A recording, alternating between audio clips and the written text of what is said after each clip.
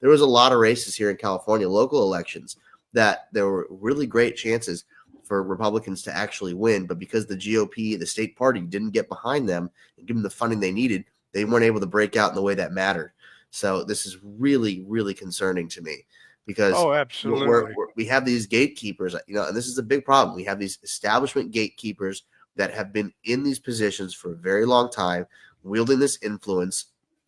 A lot of these folks were not Trump fans to begin with, and whether you're a Trump fan or not in the beginning is irrelevant. The point is that they've been there for too long. They have a mediocre to losing track record, and they have gone mad with the power that they have, and they are keeping the good grassroots candidates down over arbitrary things.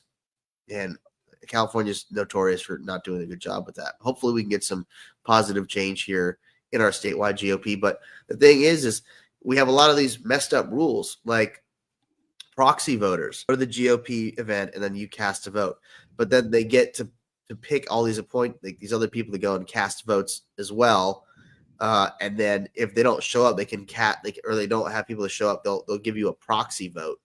If you're appointed to be a delegate or an associate delegate, really it should just be the delegates that are voting, in my opinion.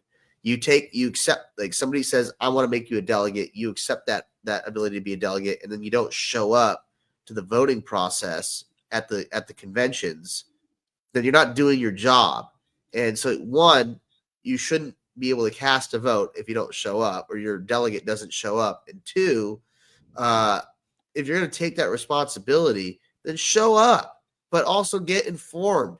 Because in California, we've got like 1,300 plus people that go to this convention, and they all get one of those like little clickers. Like when you go to when you're in a college class, you get that little clicker thing, and sure. And it's assigned to you. So it's questionable whether the ballots are actually secret ballots and if they're being manipulated or not.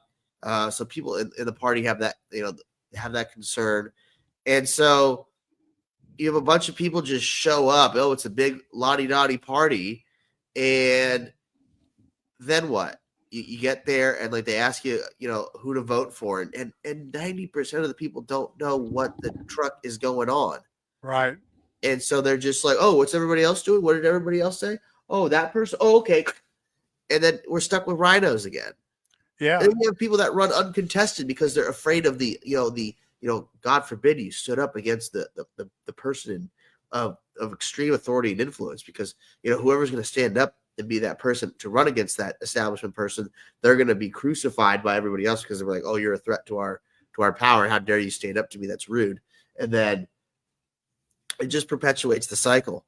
So, yeah, and I agree, Deanne. Every delegate should swear to attend the convention, the 2 conventions a year. They have to be there.